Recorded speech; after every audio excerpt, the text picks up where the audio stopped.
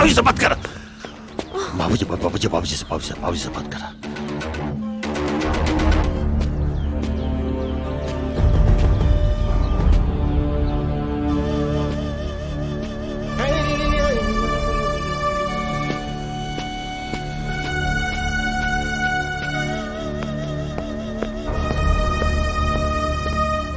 बाबूजी कहाँ बाड़े? कुछ काम से बाहर गए बाड़े, तनिक देर में आ जाइए। ठीक बा।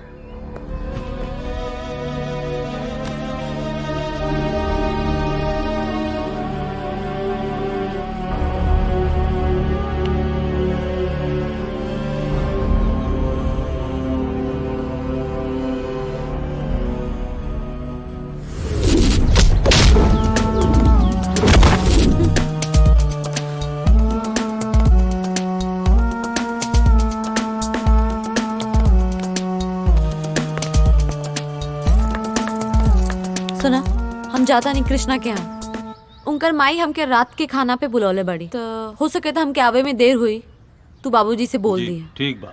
अच्छा प्रणाम।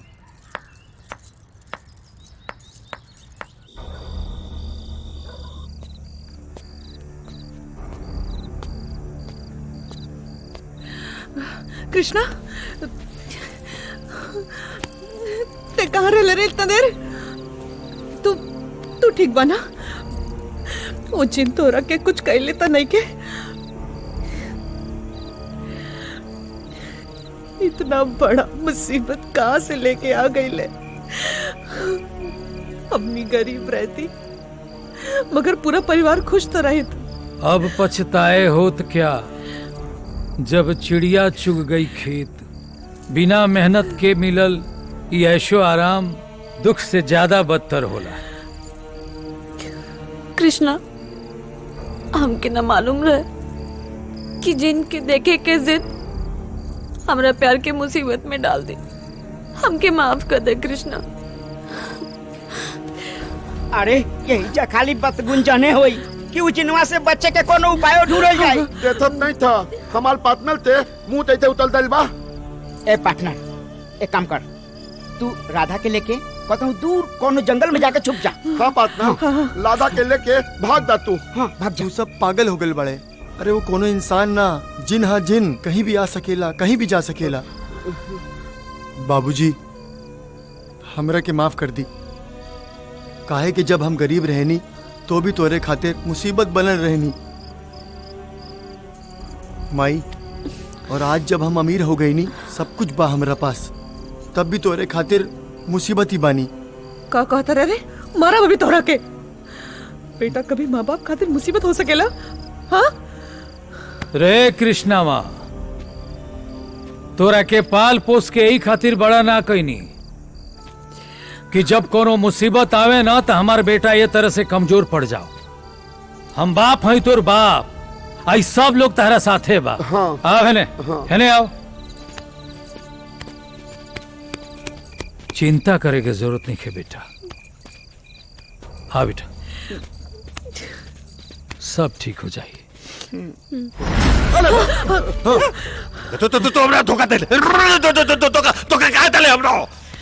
ए दोस्त, तोहरा के का हो गइल बा? तू तो हमार सबसे अच्छा दोस्त रहला, हमेशा कहत रहला जो हुकुम मेरे आका, जो हुकुम मेरे आका। आज काहे हमार प्यार के दुश्मन बन गइल बा? पैर हाँ मन राधा हमर प्यार तो प्यार देख अगली बार चेतावनी देता नहीं तो बुला जो राधा के। राधा हमर भी आओ, राधा सब बर्बाद कर दे, हमार प्यार भी आई। हम जानता नहीं कि तार माई नहीं के, यही से तू एक माई के दर्द ना जान सकेला।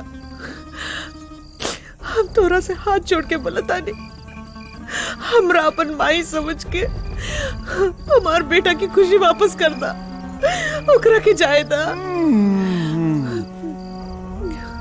देख भाई, ये जितना देले बाड़े ना वो सब ले ले, लेकिन हमरा बेटा के खुशी वापस कर दे। प्रार्थना करता है तोरा से। ताता, जैनी,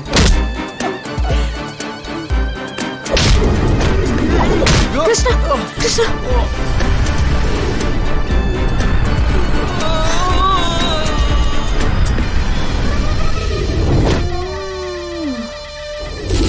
मेरी सारी शक्ति मेरे इस तावीज में है।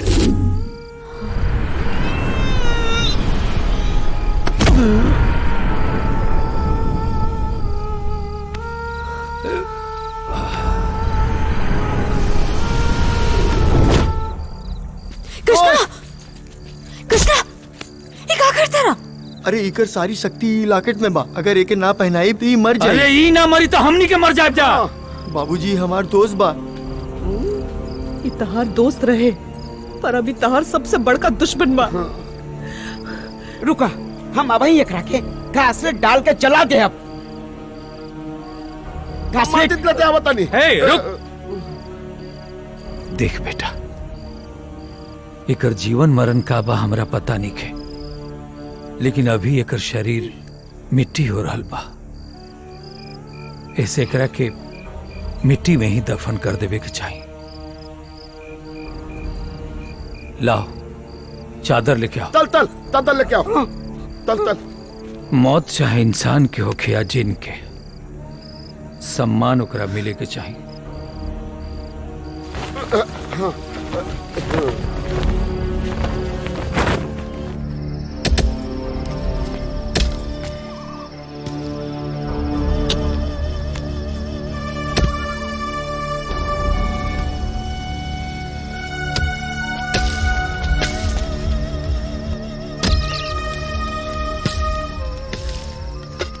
हमरा के माफ कर दी मेरे दोस्त। का सही बा का गलत बा हमरा के ना मालूम, मगर हमरा के माफ कर दा। हमरा के माफ कर दा।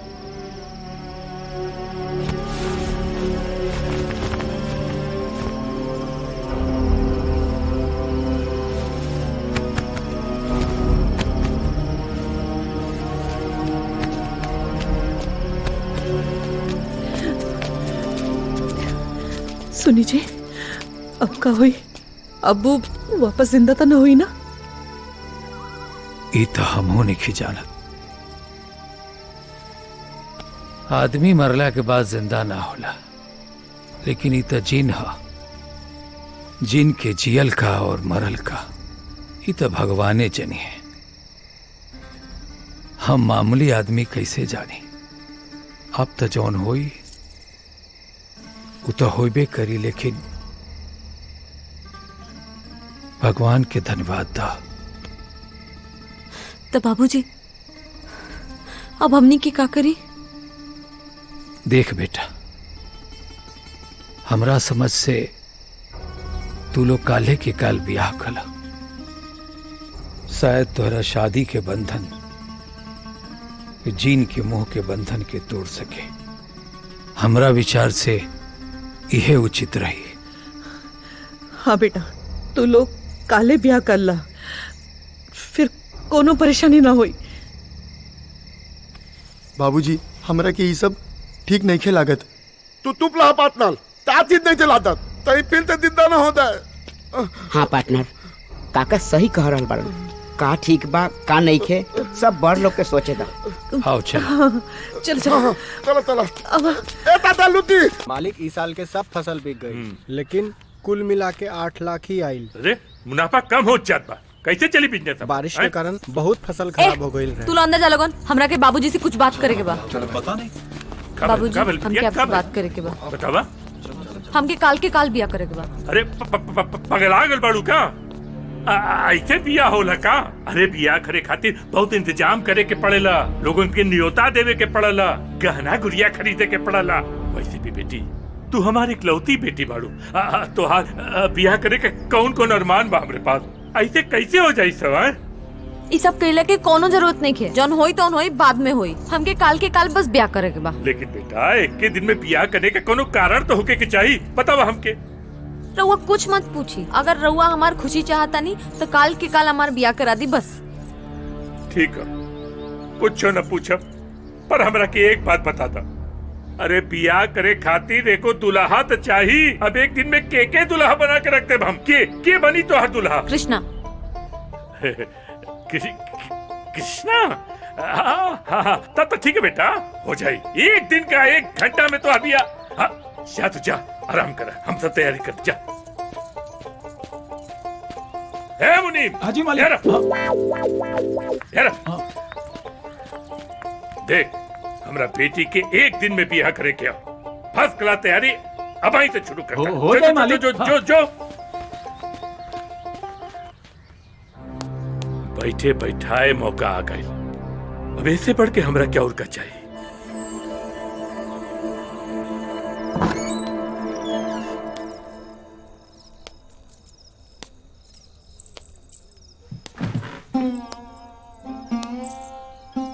बिटिया, आज तहार पिया हो रहल बा, कल तू अपने घरे चल जेबू, फिर हमार जीवन और ये घर सब सुना हो जाए। आज एक बाप के सबसे बड़ा अरमान पूरा हो रहल बा, ये बात के हमरा के खुशी बा, पर हमरा के एक बात का डर भी बा। हम तोरा के रानी बना के रख ली, तोरा के लाड़ प्यार कर ली, सब सुख सुविधा दे ली, उतना प्यार से हमार दामाद जी यानी कृष्णा तोरा के रखी कि ना, कुछ समझ में नहीं किया आवत। बाबूजी, आप चिंता मत करिए, कृष्णा हमके बहुत प्यार करेला और उनकर माई बाप भी हमके बहुत माने ले। आप चिंता मत करिए, आपकी कमी उलो हमके कब्बो महसूस ना होके दी।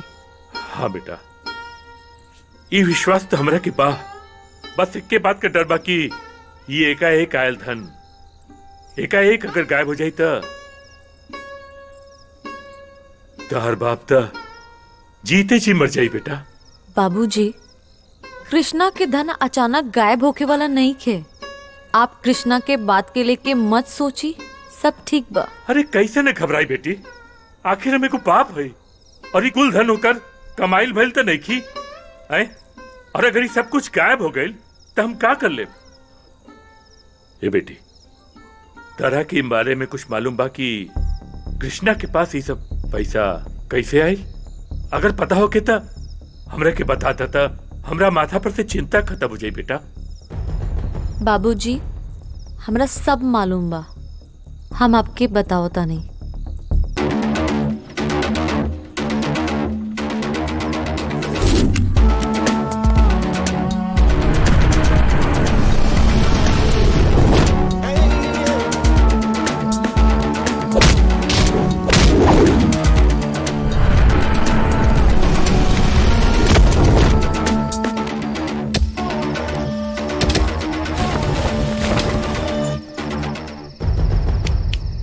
ओकरा गला में जो लॉकेट रहे वही से वो जिंदा होके फिर से वापस आ सकेला, यही से हमने वो लॉकेट चुरा लेनी।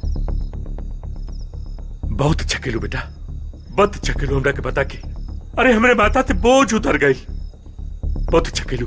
अच्छा बेटा, तू आराम से बैठा, सब तैयार हो, तनी बाहर जाके तैयारी देख ले। जी बैठ जा।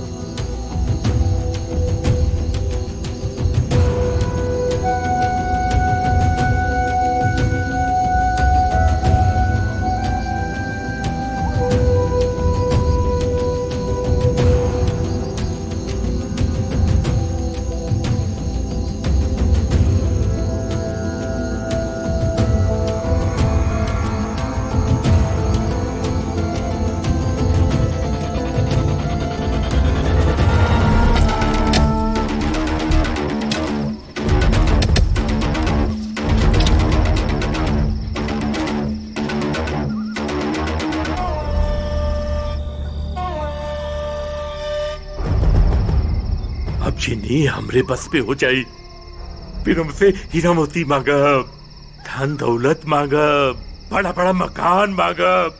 हमसे बढ़ के रईस दुनिया में कोई न हुई। हम चीनी के फिर से जिंदा करब, फिर से जिंदा करब, फिर से जिंदा करब।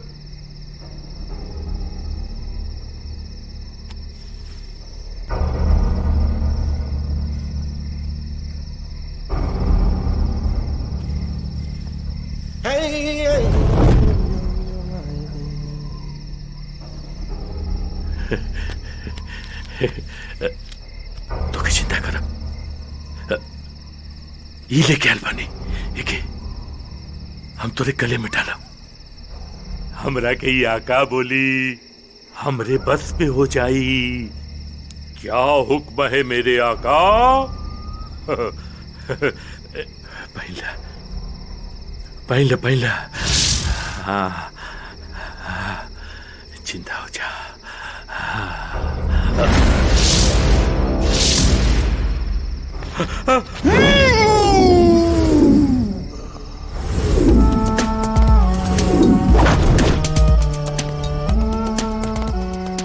ओम मंगलम भगवान विष्णु मंगलम गरुड़ध्वज मंगलम पुंडरीकाक्षाय मंगलाय तनोहरि।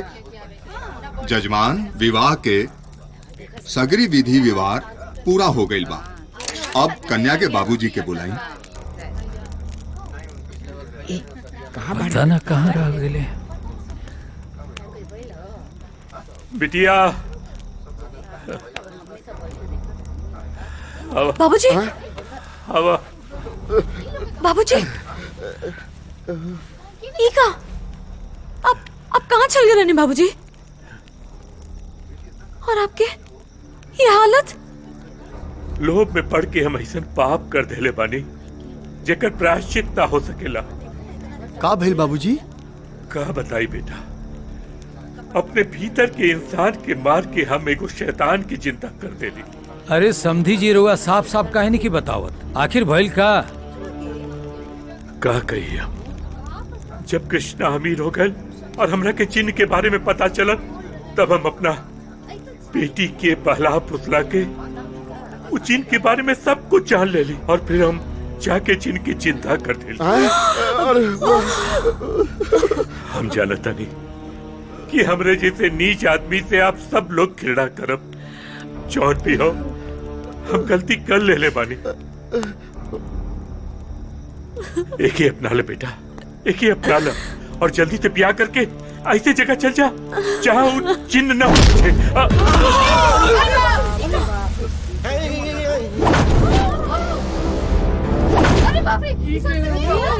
चले तू लोग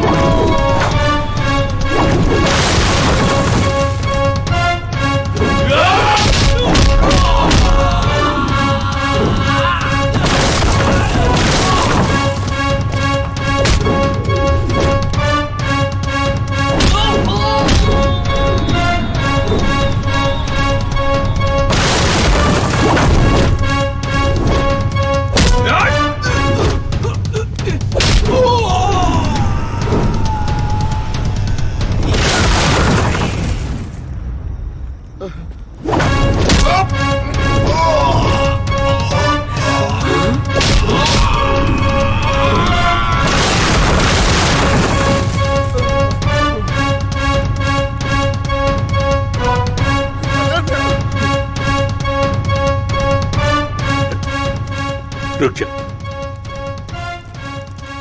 देखा, हम तोरा के कब्र में से निकल ली। गलती हमारा। हमरे बेटी के सदा मत दा, हमरे बेटी के सदा मत दा।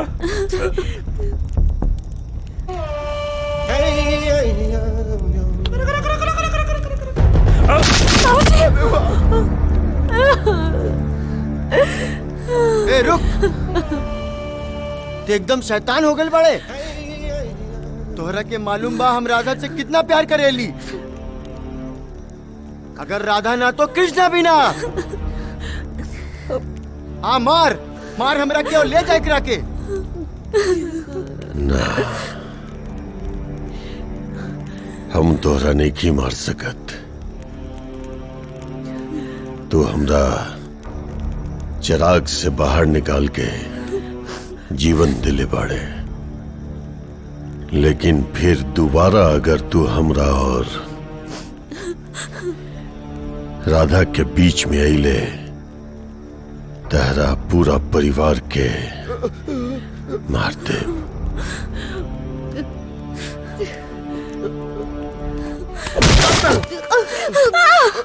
ए दोस्त, हमरा के माफ कर दी। हम राधा के बिना ना रह सके नहीं। छोड़ दे राधा के, वरना हम मर जाए। छोड़ दे करा के, छोड़ दो। अरे रोका कोई। ए राधा, राधा।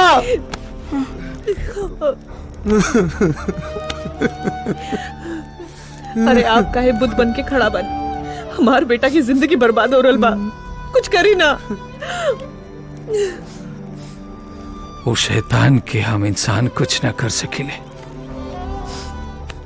अगर केहू कर सकेला तो भगवान, और भगवान जरूर कुछ ना कुछ करी है।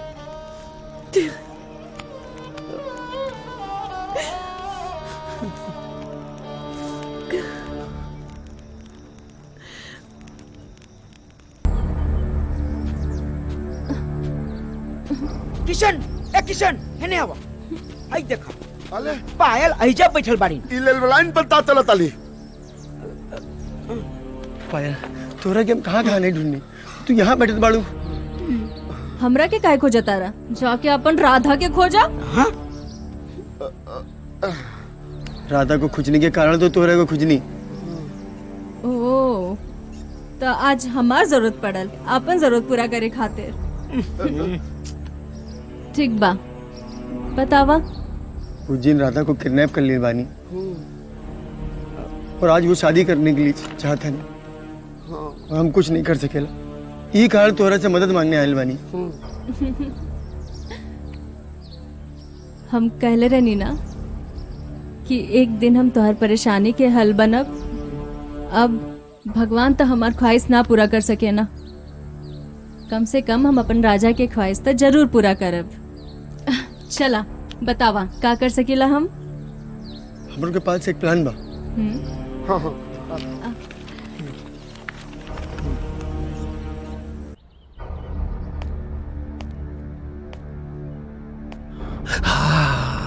बेटा बेटा बेटा बेटा, ये का? अरे पगली कुछ नहीं के पहले तो ही में। हाँ, इतना सुना सुना गलावा पैदा पैदा पैदा। हम अपना हाथ से अपन राधा के हार पहना देली। मालूम बा राधा, हमरा ना हमरा ही दुनिया में आवे के ना आज मकसद पता चल गए। हमरा आज पता चलल कि इतना 1000 साल हम छोटा सा चिराग में रह करके जो तपस्या करी ना, ओकर फल तारा रूप में हमरा मिल गई।